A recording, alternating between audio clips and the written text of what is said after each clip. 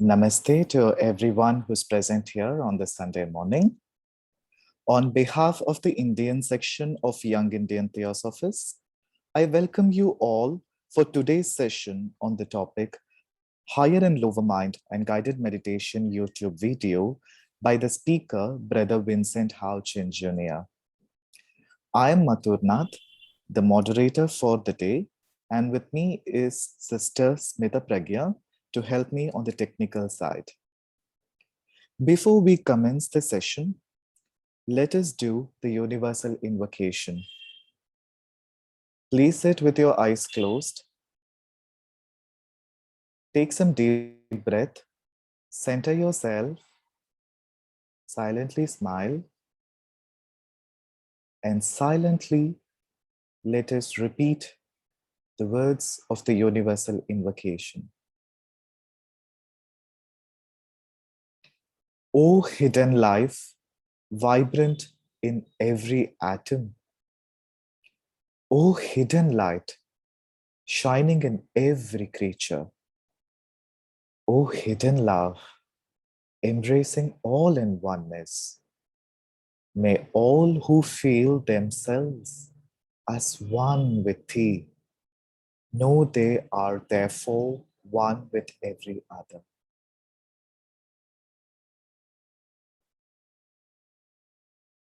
Just observe yourself some moments of silence.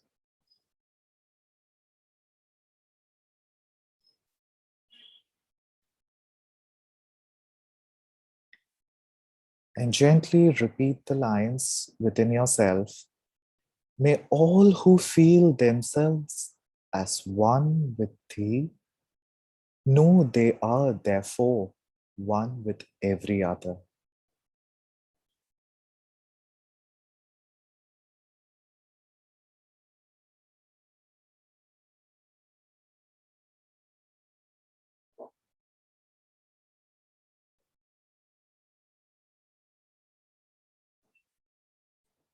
Slowly return. Gently open your eyes. Hope you're feeling good.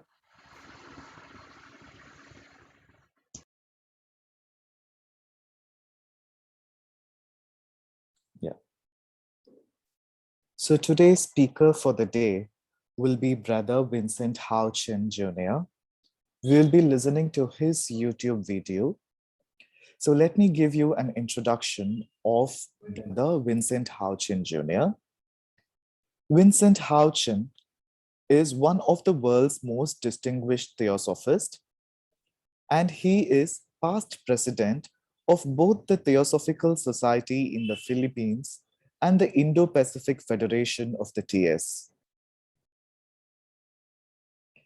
He is founder and chairman of the Golden Link schools in the Philippines, where Theosophy influences the curriculum.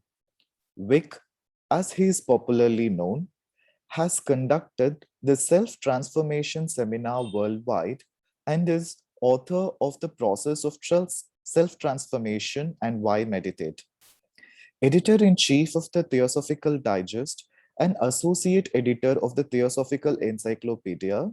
Vic also compiled, edited, and published the chronological edition of the Mahatma Letters to AP Senate.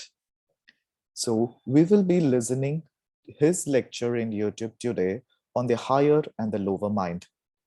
Sister Smitaji, can you please share the screen and play the video?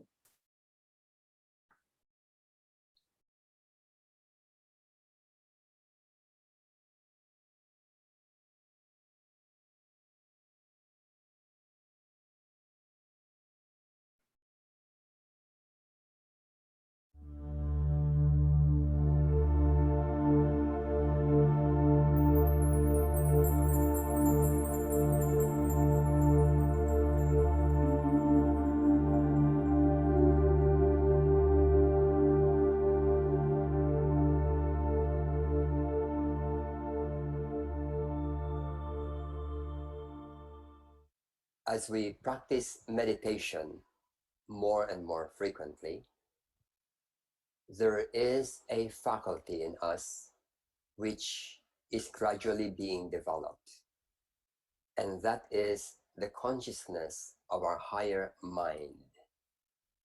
Not yet the buddhi or the spiritual consciousness, but just the higher mind.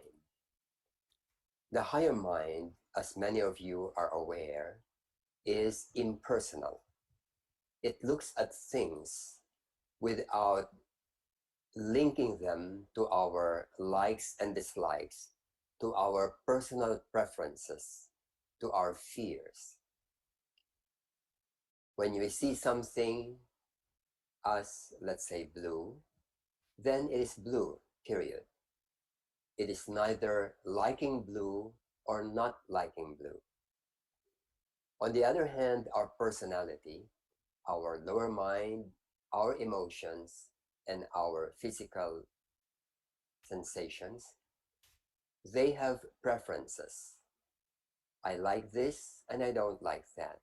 I'm afraid of this and I'm not afraid of that. I like this person, I don't like this person. This is the nature of the personality. But the higher mind is different. It is able to see things objectively, see things more as they are. And this is the seed, the beginning of the development of what we call the inner will. We will see that there are two parts in us. The lower part, the personality, is a product of experiences, growing up process, conditionings, habits, and so on. And these habits and tendencies are automatic. We don't even think about it. We see something, we have a reaction to it. The higher mental, however, is different. When we see something, we just see it without any kind of personal reaction. And then we begin to see reality more and more accurately. Suppose you meet a person whom you had problems with yesterday or last year or when we are young. The moment you see him today, you immediately will have a reaction. You in fact may make a decision already that you don't like to talk to this person. Maybe he was a really difficult person to deal with 10 years ago. And now you meet him and you don't want to talk to him. This is the reaction of the personality with all its memories. However, the higher mental doesn't look at things this way. For all you know, this person is already a saint and no longer the difficult person that you knew 10 years ago. And hence, we are open to meeting this person again, understanding this person, and we can decide that we cannot work with him even up to now, or we can work with him. Either way, we are open. There is always or oftentimes a conflict between this inner will and the lower conditioning of our personality. And in our spiritual life, in our growth process, we are constantly engaged in this. And the stronger and clearer is our perception of the higher mind, the more effective is our inner will, the stronger it is, and the wiser is our decision-making abilities. Hence, the awakening and strengthening of this higher mental faculty, the abstract mind, the higher mind, is a very important part of our growth towards maturity. We are immature to the extent that we are carried away by our past conditionings. I may become habituated to like a certain kind of food that may not be healthy at all. And left to the personality, I will be continuing to take this food, drink this liquid, even though I know that it is something harmful to me.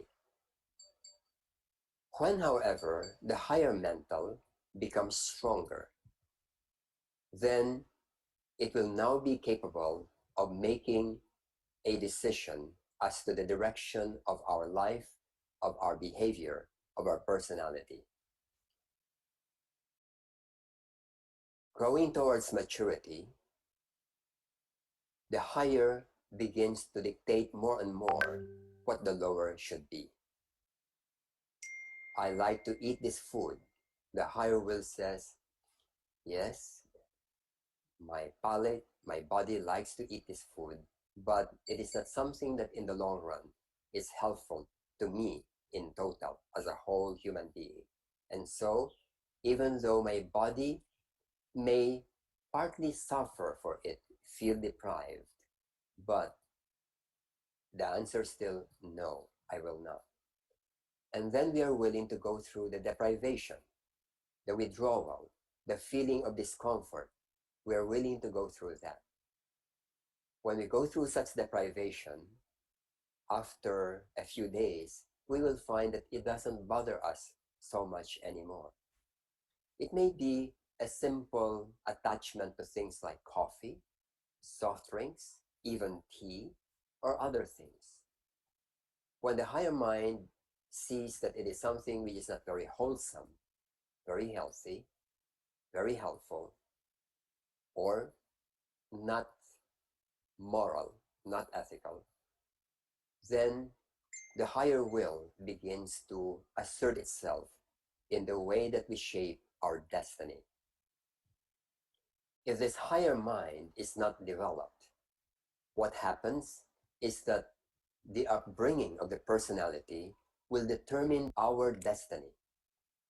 Our upbringing will be the one that will determine where we will go, what we will do. And this is not a very happy thing, because our upbringing is a result of many kinds of influences, sometimes beneficial, but oftentimes not very beneficial.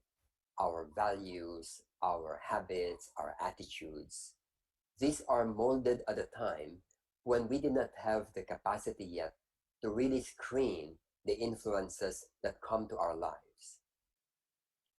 But after a certain stage in our adulthood, we begin to find that there are certain things which are harmful to us and other things which are helpful.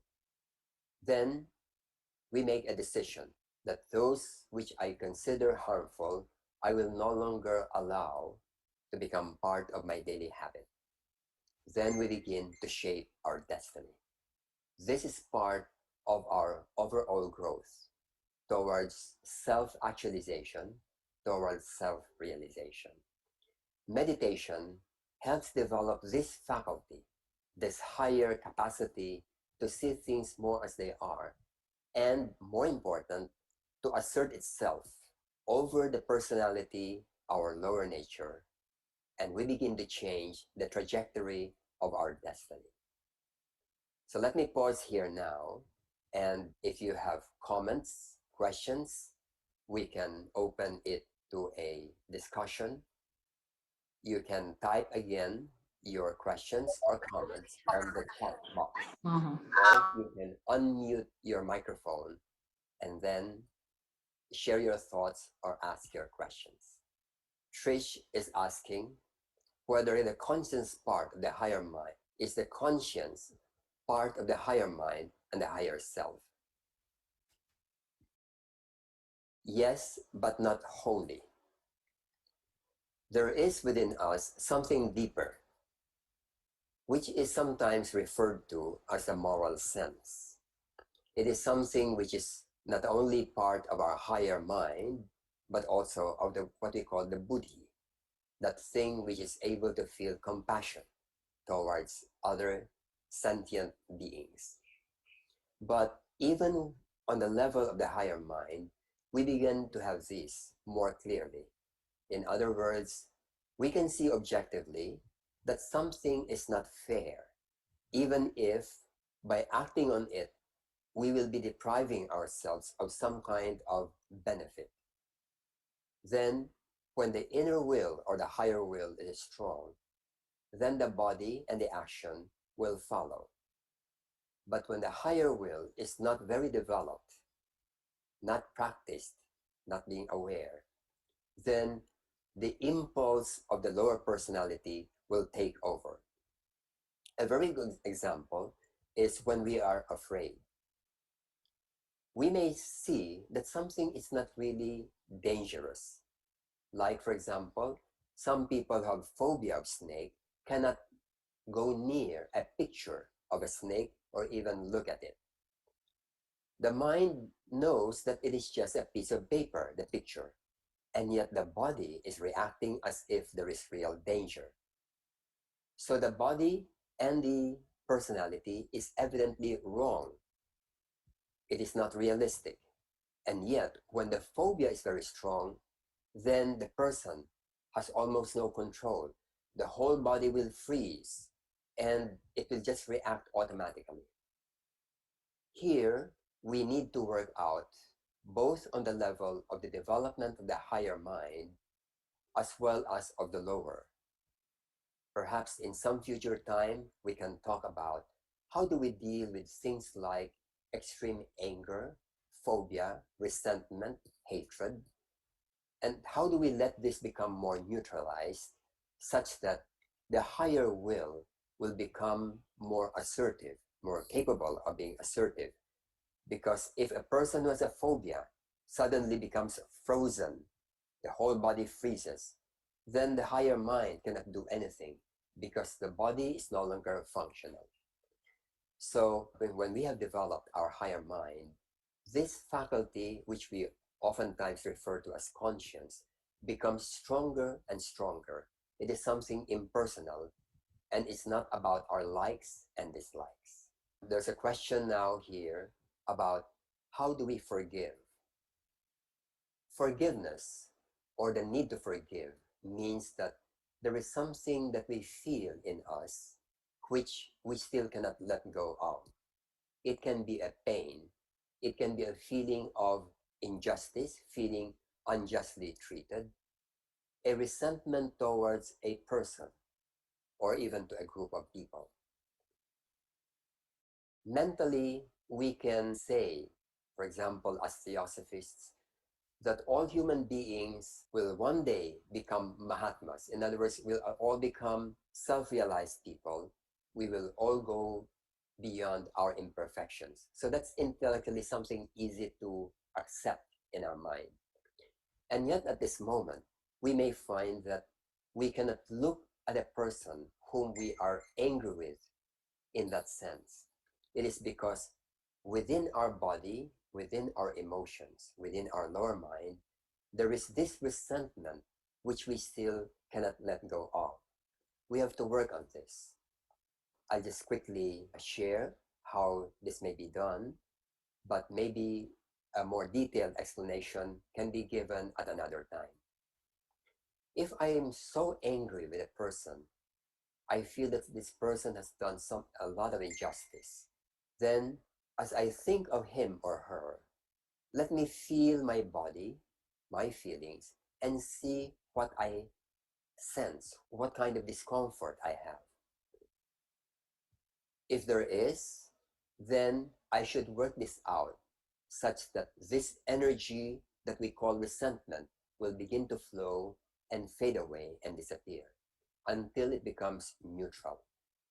When we are able to do this, then the higher mind will take over and see this person not as an object of hatred, but as a person who is still going through his own difficulties. This person has done injustice to people, but it's not simply because this person is truly evil, but because of the nature of his upbringing and his experiences, he does things with self-interest in mind. And hence, we will be able to see this person more objectively. However, whenever inside of us there's still this resentment and anger, then it's very, very difficult to see that person objectively. And whenever we harbor resentment, or hatred or deep-seated anger, we are producing a quality of energy within us that is actually harmful to us. Whenever we are hateful, there is poison within us. It affects not only our health, but also our nature, our own happiness and equanimity. And hence, it is best that we do not nurture this kind of a feeling, because the first person who is harmed is not the person whom we hate or we are angry with, but ourselves. There is a saying that a person who hates is somebody who drinks poison thinking that the other person will die. The first person who will die will be ourselves when we take this poison called hatred. The higher mind can handle injustices according to its wisest mode. In other words, Mr. A has done injustice to me, then what can I do in order to correct this injustice? Let me work on that without any kind of personal element. This is the reason why the Mahatmas of the Theosophical Society has mentioned that one of the prerequisites of becoming a Mahatma is that we must forego the desire for revenge, for being vindictive. We have to see people as work in process, as souls who come from very selfish, imperfect states to become more and more developed and purified. In the meantime, as they act with selfishness and even ill will, we act on it, deal with them out of duty and not out of resentment. There's a question here about the position regarding meditation, whether to just put our hands on the lap or the fingertips to be touching, and what's the purpose of the suggested position. You will normally notice that in some illustrations or photos of yogis who are sitting in the lotus position, they would put their fingers like this, or among some people, they would put their hands and put their thumbs to connect it.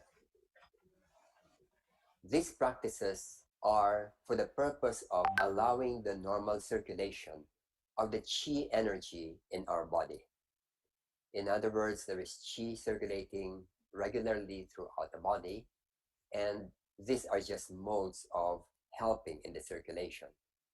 But take note that they are not essential in the practice of meditation. They are helpful in removing irregularity in the flow. And this is the reason why in the practice of meditation, breathing is very helpful. Before we do meditation, we may find that we are restless. And when you go into deep breathing, abdominal breathing, not fast, slow, but deep, you'll find that the body becomes more calm and relaxed. And that is really what is needed, a relaxed body. When the body is tense, it is difficult to meditate. In fact, when you are meditating and you find that the body, the emotions are tense, you can open your eyes and just work on your emotions first. And after you are calm, then go back to meditation. Sometimes, not only just this, not just this flow of energy, but other things. Sensations, which I discussed during last week in our session. When there are sensations, you distinguish between sensations due to the flow or interrupted flow or blocked flow of the energy, or whether they are pains. When they are simply sensations of the flow of energy, ignore them, they'll just fade away. When there are blockages like headache, then stop your meditation, deal with your headache until it fades away, and then you go back to meditation. Suppose you see visions. So this is another area. You see visions, things like objects in front of your mental eye. Take note that they may be interesting, but they are not relevant to the meditational practice, because the higher purpose of meditation is for us to go into a state of quiet, mental quiet, no words, no perception, no images, just a state of quiet. In yoga, it is called the cessation of the movements of that stuff called chitta or mental stuff. When this ceases, we stop thinking, and that cessation is the object of meditation. And when this is attained, and if we are ready for the next higher stages in meditation, which will spontaneously happen. And this is the fuller awakening of what is called prajna, of the enlightened mind. There is a question about the subconscious mind. As they said, it has a tremendous power. Yes, the subconscious mind is really very powerful. In fact, a lot of the things that we do habitually every day comes from the subconscious mind. When we wake up and we go to the bathroom and brush our teeth or do something else, all these are automatic actions arising from our subconscious mind. When we drive a car, we can talk to people and attend to our conversation, and yet the body, the legs, the arms, the hands will still do what good driving will do. And hence, the subconscious mind begins to take over. If you're a pianist who's doing classical piano playing, you will notice that the body, the fingers, the hands have a memory of its own. You may have already memorized a whole piece, and then you don't think about it. Your hands and fingers will just play without thinking. But the moment you begin thinking about it, you find that you've forgotten what's next. So the subconscious mind is so powerful that it is in fact the foundation of the effectiveness of what is called hypnotism. Therefore, we must begin to take into consideration how to deal with these things embedded in us in our subconscious. And when these are not helpful, we must allow them to be neutralized. There are some subconscious habits, attitudes, or reaction patterns that are helpful. For example, when you are driving, suddenly stepping on the brake because there's a red light or somebody crossing is an automatic, almost not conscious reaction. And this is something which is helpful. So leave it at that. But phobias and resentments are subconscious reactions which are not helpful. And these things we must allow to let go. Eventually, there should be less and less distinction between the conscious and subconscious. Whenever we do meditation, our awareness begins to expand wider, higher, and deeper. On the deeper level, we become more conscious about the subconscious elements in our mind. Things that we are afraid of, anxieties, resentments, issues, things that bother us, it begins to become part of our conscious mind. Until later, we'll find that there may be no essential difference anymore between the conscious and the subconscious, such that we are able to go deeper into our subconscious to be able to cleanse it up. There's a comment here that this meditation session helps foster the feeling of connectedness, the brotherhood and support of our TS works. Yes, maybe it is one of the good things of this lockdown, because we are forced to do lodge meetings and connection with each other online. Very good that we have this online capacity now. And for April, we will continue doing this for the rest of the Tuesdays. So we will have 4 sessions, including today. And after April, we will see what would be helpful and appropriate. We will be asking your suggestions, your comments about how we can proceed with this and be in touch with each other. There is a comment here by Renee. This lockdown is an opportunity for each one of us to meet the inner being. It may be the biggest opportunity of our lives. Yes, Renee. I agree, so long as we try to do it. I noticed that there are some people who spend a lot more time thinking about food. So to each his own, but among us, maybe it is really a good opportunity to first reflect and to do important things that we have been postponing. For example, for many busy people, we lack time, quality time with members of our family. Now, this is a golden opportunity to do so because nobody goes out, all stay in. So, what do we do together during lunch, dinner, and other times? Let us really share our enjoyment of each other's company. Are there things that you want to do? Maybe you'd like to write an article, prepare a lecture, write a book, or research on something. This would be a golden opportunity to do so.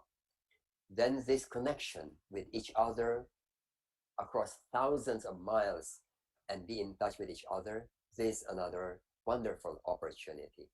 In the Philippines, we have begun to do regular lodge meetings through this Zoom app. We have done already 2 or 3 times.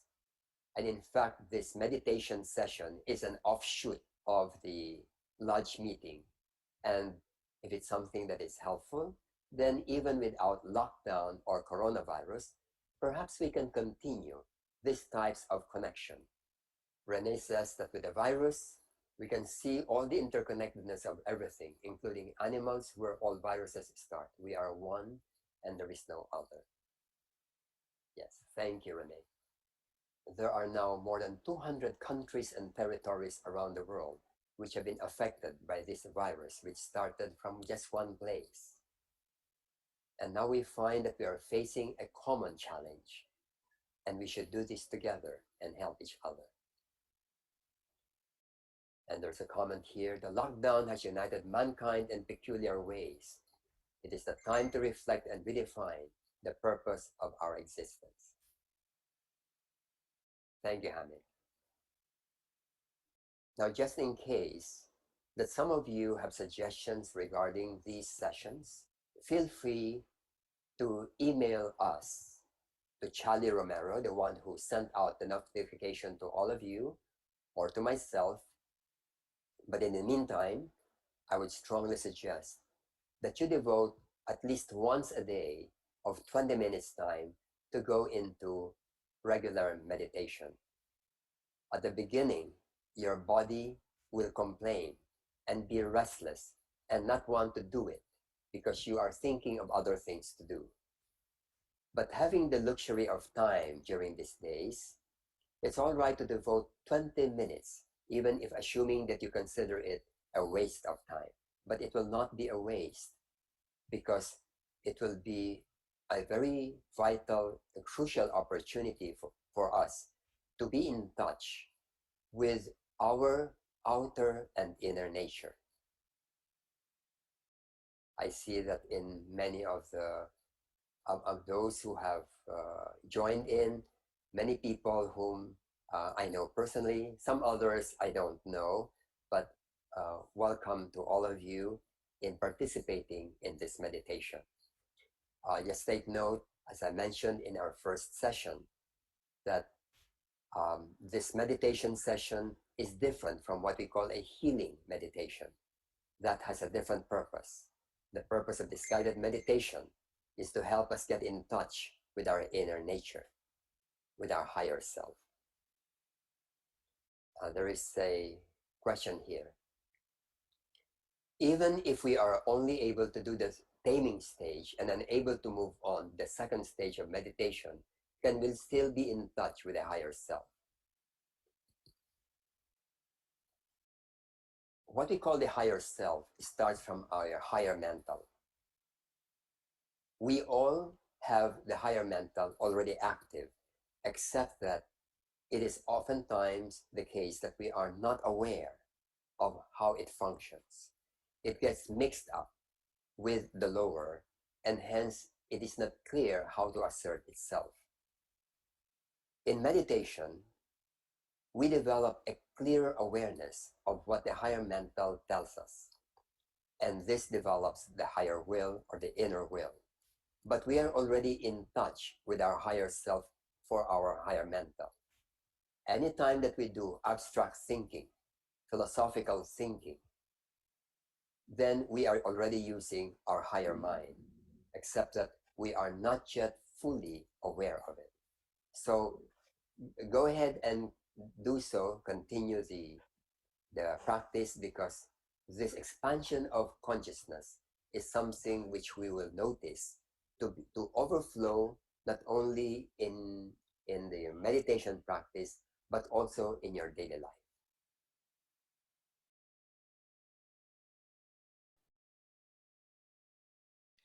So that was the end of the first session, which is a talk on the higher and the lower minds. So this was pretty insightful by Vic, and he has given us a lot of details and intricacies. And there is a bit of information, a principle, and also some guidance effects. So it all starts with what is the higher mind and lower mind. And we do have the theosophical literature illustrating in detail about all these. So the first thing which comes to my mind when we talk about the higher and the lower mind is the book of A.E. Powell about the mental body and the causal body. So the lower mind, which is called as the daily affairs, it deals with your personality, which is actually governing the thoughts and the attitudes of how you run your daily life. But with these daily life, with this practical compulsions, habits, behavior patterns, there is an underlying principle of why we are here. And in that factor of identifying why we are here, which rather we call them as purpose of our existence or purpose of our reincarnation, there is a certain set of communication which is essential for us. And that comes from an abstract thought. And the space of that abstract thought comes from the higher mind. So it requires us to silence our lower mind, our thinking faculty for some time every day, and to be in constant silence so that we allow the purpose of our existence to flow in from that higher mind to our lower mind and then manifest that purpose in our daily lives. And why are we doing this is all that he said at the end of the session, which is to realize that common brotherhood. And that's exactly what the words of the invocation also says, that I am one with thee also implies that I am one with all.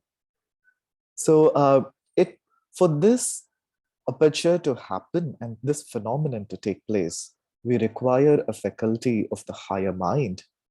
But there is also an organ which needs to be developed in the metaphysical sense, not in the physical sense that you need to grow an extra limb or a noggin. What we are trying here is that, what we're saying here is that there is a faculty or sense organ which needs to be developed, and that we call them as antahkarana, which actually connects the causal or the ego with the personality. And through that, the higher mind operates itself and then affirms and asserts itself on the personality, which is you and me, on your daily basis of existence. And thereby it manifests the quality of brotherhood and the quality of humanity with which we are working on. And how does it reflect to us in our lives? It reflects to us in the forms of virtues, in the forms of compassion, and bit of our help in elevating suffering of humanity. This is how they have elaborated to us in the theosophical senses. So be it in the way of education, be it in the way of my daily household work, or be it in the way of my ways of living, we at least need to see that what we can do better and what is the principle which is guiding us to do this. And when we understand that principle and that guidance, we get to know that, okay, this is the purpose of our existence. And thereby, that starts manifesting to us into our daily lives. And it gives a more meaningful existence and a more meaningful life of why we are here and what we are doing. And to do this entire process, what is more helpful to us is meditation. And that's why Vic insisted on the video that you need to spend at least 20 minutes in meditation to reflect on our higher selves. Perhaps in one of these, but the first step which we need to know is that perhaps is this meditation first would not awaken everything. It's a sort of a shutdown mechanism because a lot of noise has been going on within our heads, within our emotions, right? So we first meditate and silence them down. And then slowly, then we start opening ourselves to the higher vibes and the higher frequencies and potencies. And from that, the information flows to us. And then the physical brain is now ready to synthesize and keep and receive it and analyze it and then start putting it in practice. Yes, this involves a considerable period of time, but take it from me, a 90-day of continuous meditations every day with at least 20 minutes a day brings a lot of difference. This is something which I practiced and which is very helpful. So I'm just sharing it with you as a piece of suggestion. Try it for 90 days, continuously every day, whatever be the thing, and then you will be able to see the difference.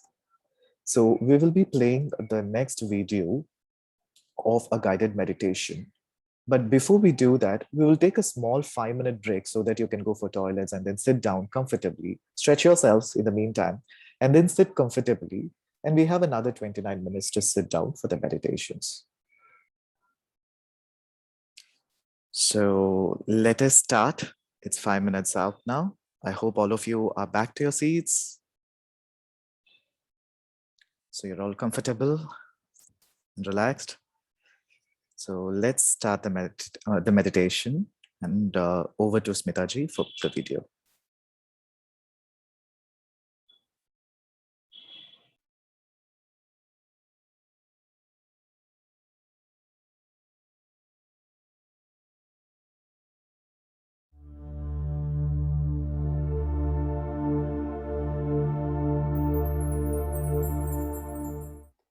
I will start by explaining the procedure that we are going to use in our group meditation. We are going to use a classic approach to meditation. As many of you are familiar, meditation has at least two major levels. The first level would be the taming process, which is the preparatory process, which enables us to tame the jumping monkey mind. The second level is meditation proper, which is called dhyana in the Yoga Sutras. And there, even if we don't use any kind of mantra or counting, a person would be able to sustain one's awareness there. We will start with the taming process, which is we will make use of counting. I'll explain the procedure, and then for those among you who are already very experienced in meditation, you can go on and do meditation proper. You already know what to do, and you may not need to go into the counting anymore. So what is the counting process? It is a standard classic approach wherein which we deal with the jumping monkey mind. Whenever we quiet our mind, you will notice that the mind would keep on going to many things, your worries, your concerns for tomorrow, the ideas that you have, the things that you like or dislike, they go to these things. But during meditation, and we will do it for about 20 minutes today, we will just tame our mind and allow the mind to focus on one object or one theme. And we are going to use, first is awareness of the breathing, and then the use of counting. When we breathe in, normally, not deep breathing, but normal breathing, Then you mentally count 1. And when you breathe out, you mentally count 2. When you breathe in, mentally count 1. And breathe out, mentally count 2. If some of you find that even this exercise of counting 1 and 2 seems difficult, meaning your mind keeps on going back to many things still, then there is a preliminary approach which you can use. And this is for the out breath, you count up to 50. So breathe in, count 1, breathe out, count 1, breathe in, count 1, and breathe out, count 2. Breathe in 1, breathe out 3. You do this until you go up to 50, and you can start all over again to 1 and so on. You'll find that this will make it easier for you to stay in the practice of the meditation. In our group meditation right now, what we're going to do is that I'll start with some preliminary guidelines, particularly relaxing ourselves, and then I will go into silence of approximately 20 minutes. And during this 20 minutes, you do the meditation process, the counting, or the awareness itself. And then every about 2 minutes, I will make use of a bell, which is this one. And the purpose of the bell is that in case you are lost again in your thoughts, thinking of many other things, then the bell will remind us to go back to the counting or to the meditation. If your mind goes away 100 times, then just gently bring it back 100 times.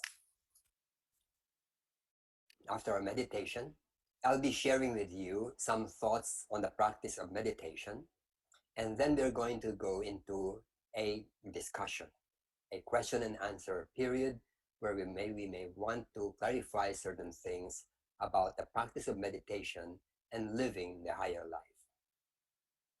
So now you may choose to close your eyes or to keep them half open. And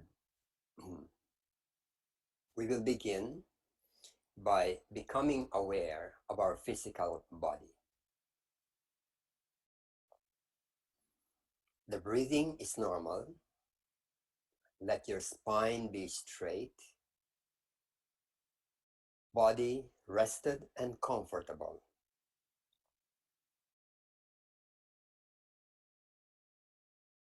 Each time you breathe out, be aware of your body and your limbs, your arms and legs, and allow them to become relaxed and restful.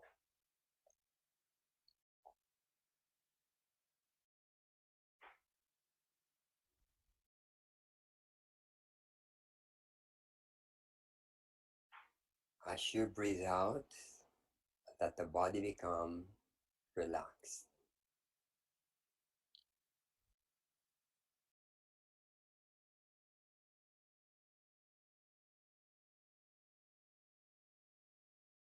If you feel any discomfort in your body, be aware of it as you breathe in, and be aware of your arms and legs as you breathe out.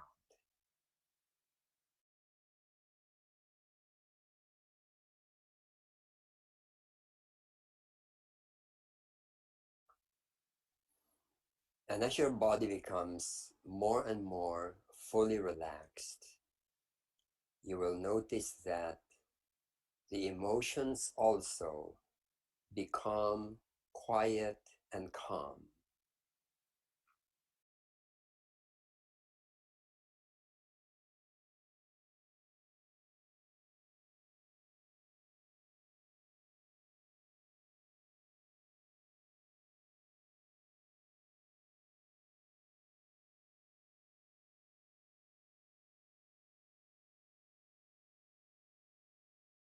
Now let us be aware of our mind.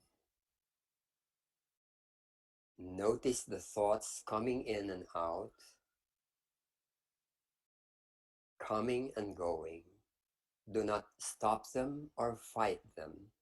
Just be aware of them, without rejecting them, but without entertaining them. Just be aware.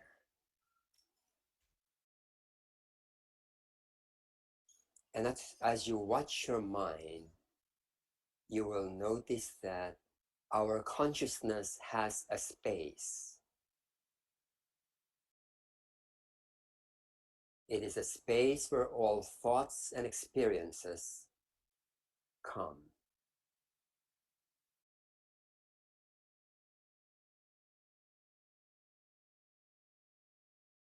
That space is awareness. Noticing thoughts and sensations and feelings without judgment, just being aware.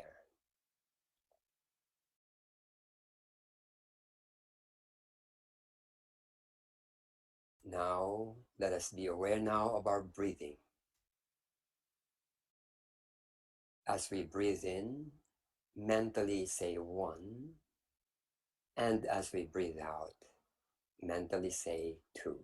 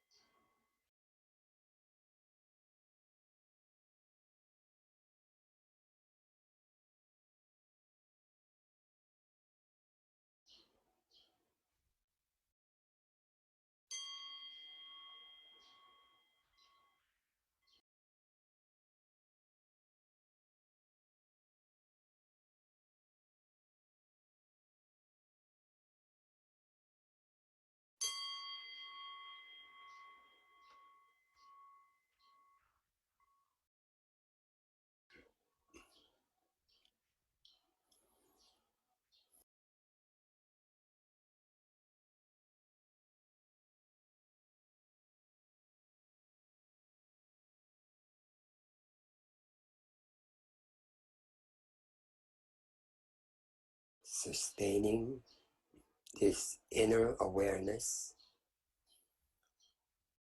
let us now be conscious of the sounds around us.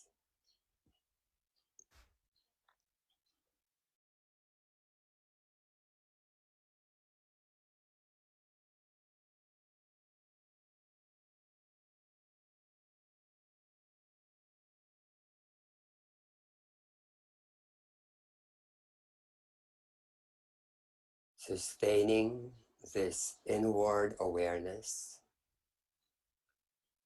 let us now be conscious of our physical sensations, including our emotions.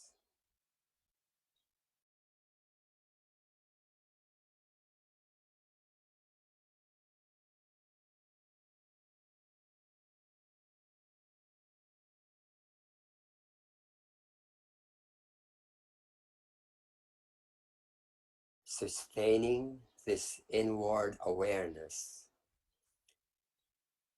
let us gently open our eyes and be conscious of our physical surroundings, aware of the world without, and aware of the space within.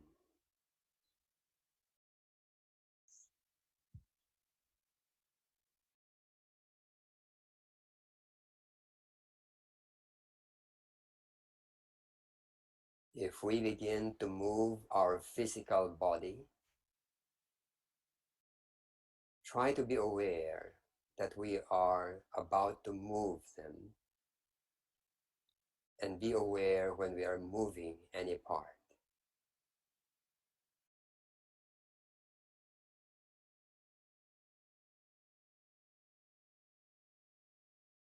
Try to sustain this quality of inner awareness throughout the rest of the day. An awareness that just watches, does not condemn, does not judge, does not like or dislike, just being aware.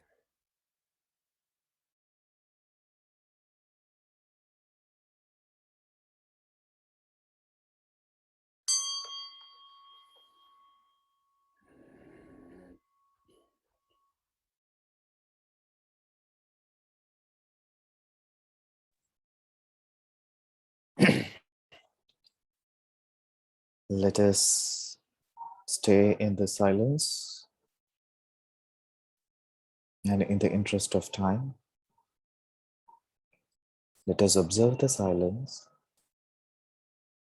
and close it with a prayer, with a closing prayer for the wellness of all.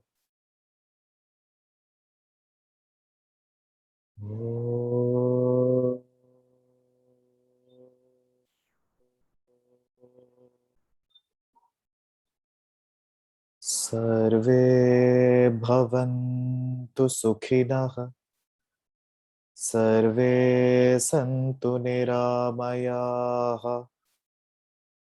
सर्वे भद्राणि पश्यन्तु, मा कश्चित् दुःखभाग् भवेत्। ॐ शान्ति शान्ति शान्तिः।